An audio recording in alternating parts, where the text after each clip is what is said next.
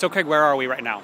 Right now we're at a spot where last Friday we ended up planting 145 native species and clearing off, roughly about 5,000 square feet of land, so that we could reestablish it. Over here is an area that was of particular interest in the woods.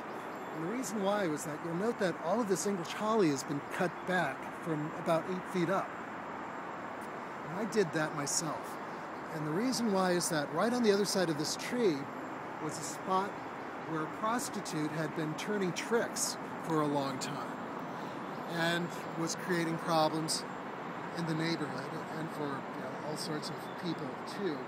And so we decided that by opening this area up, it would make it a little bit more likely that people would be able to come down here and feel safe, while at the same time discouraging an activity that was harmful to the area. And this holly probably helps that as well. I mean, this is not an area that, Well, the holly is eventually all going to be herbicided by parks because it is a invasive species. It's actually spread by birds, just as the English ivy that we see in the trees. Here, 4 years ago, all of these trees were covered with English ivy. You can still see some of the tendrils. And the ivy, some people believe that the ivy creeps along the ground. You can see ivy on the ground here, for example.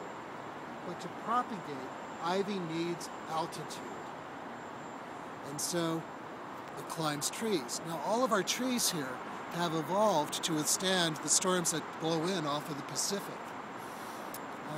For example, during the Hanukkah Eve storm, there were 90-mile-per-hour winds, which, 80, 90-mile-per-hour winds, these big broadleaf maples can withstand that. But with the ivy in them, it acts like a sail, and it blows the trees over. During that storm 2 years ago, only 2 trees in the area where we had done work so far blew over. In the area south of here, 100 trees blew down over a 6-block area.